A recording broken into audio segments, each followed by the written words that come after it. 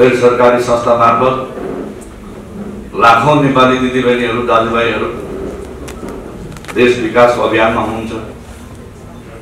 त्यसकारण तपाईहरुको कठिनाइलाई ध्यानमा दिएर सरकारले हस्तक्षेपकारी भूमिका होइन, सरकारले नियमनकारी भूमिका होइन, नियन्त्रणकारी भूमिका होइन, गैर सरकारी संस्थाको सन्दर्भमा या अन्य उद्योगी व्यवसायी संस्था र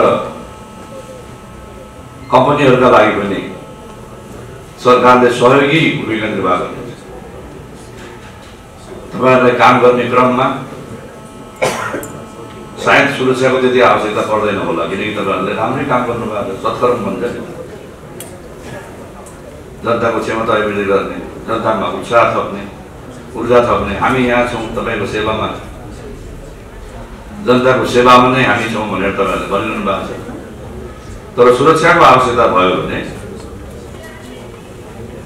तपाईहरुलाई आफ्नो अभियान सञ्चालन गर्ने क्रममा, कार्यक्रम सञ्चालन गर्ने क्रममा गैर सरकारी संस्थाका पदाधिकारी, सदस्य र भोलिन्टियरहरूलाई यदि सुरक्षाको आवश्यकता पर्यो भने हाम्रो जिल्लाको सुरक्षा निकायले अविलम्ब तपाईहरुसँग समन्वय राख्नेछ, सुरक्षा पनि प्रदान गर्नेछ।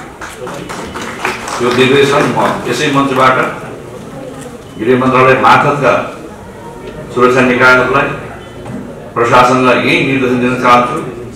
गैर सरकारी संस्थालाई आवश्यक परेको सहयोग, विधिसम्मत सहयोग र सुरक्षा तत्काल उहाँको माग अनुसार पूरा गर्नुहोस्, कार्यान्वयन गर्नुहोस् भन्ने म आग्रह गर्न चाहन्छु, निर्देश दिन चाहन्छु।